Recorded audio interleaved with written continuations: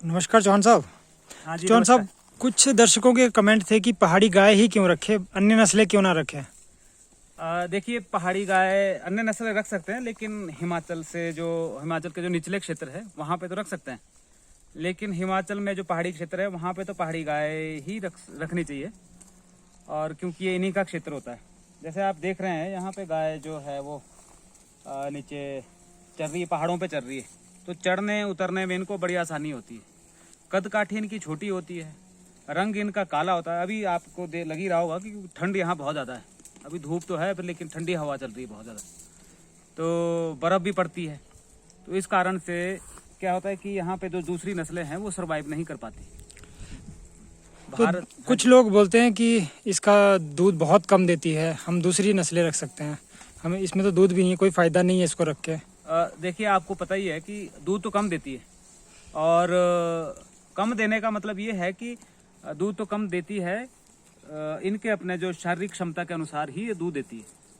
तो जितना इनका जो डाइट है एक दिन की, वो अगर हम दूसरी कंपेयर करें दूसरी जर्सी के साथ या अपने साहिवाल या फिर दूसरी कोई भी जो कोई बड़ी नस्लें हैं जैसे, उनके साथ अगर हम ज़्यादा दूध देने वाली नस्लों के साथ कंपेयर करें, तो ये एक गाय जितना एक साहिवाल गाय चारा चरती है उतनी ये 4 गाय चारा खाती है।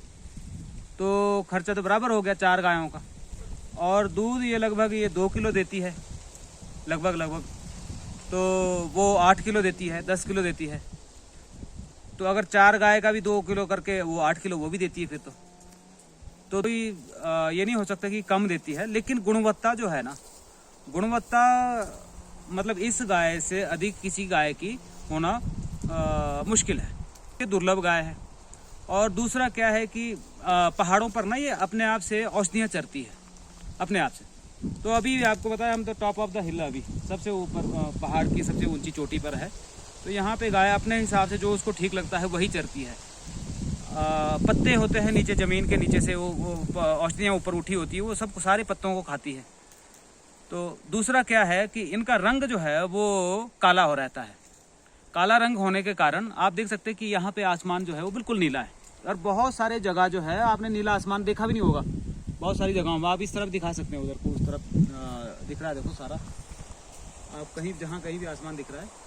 तो नीला आसमान होने का मतलब ये है कि बिल्कुल शुद्ध जो धूप, जो सूर्य भगवान की जो किरणें हैं वो सीधी आती है और अपने यहाँ पे हिमालय के जो क्षेत्र है, हिमालय की पहाड़ियाँ हैं, इसके ऊपर पड़ती है। इससे है जी पूर्ण रूप से ये काले रंग की गाय होने से ये पूरी उसकी जो ऊष्मा है, ऊर्जा को अवशोषित करती है, और जितनी भी ऊर्जा उससे ये ग्रहण करती है वो सारा इसकी ऊर्जा स्वर्ण के रूप में दूध में, दही में, और इसके घी, गोबर, गौमूत्र सब में ये चीज़ आती है। तो अगर ये 1 किलो दूध देती है, 2 किलो दूध देती है, तो भी ये सर्वोत्तम है। किसी के साथ अगर हम कंपेयर करेंगे कि वो 10 किलो देती है, ये 1 किलो देती है, तो गुणवत्ता के अनुसार गुणवत्ता अगर देखें तो इस गाय के दूध के जैसा कोई दूध हो नहीं सकता।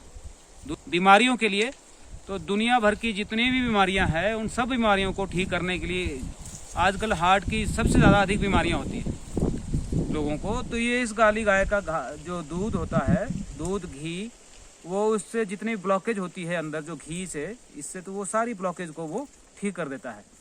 और क्या है कि सारा पूरा औषधि चरने के कारण वो सारे औषधियों के गुण भी उसके अंदर होते हैं। इसलिए ये सर्वोत्तम जो इसका दूध, घी और पंचगव्य जो है इसका, वो सर्वोत्तम होता है। तो जानकारी देने के लिए बहुत बहुत धन्यवाद चौहान साहब।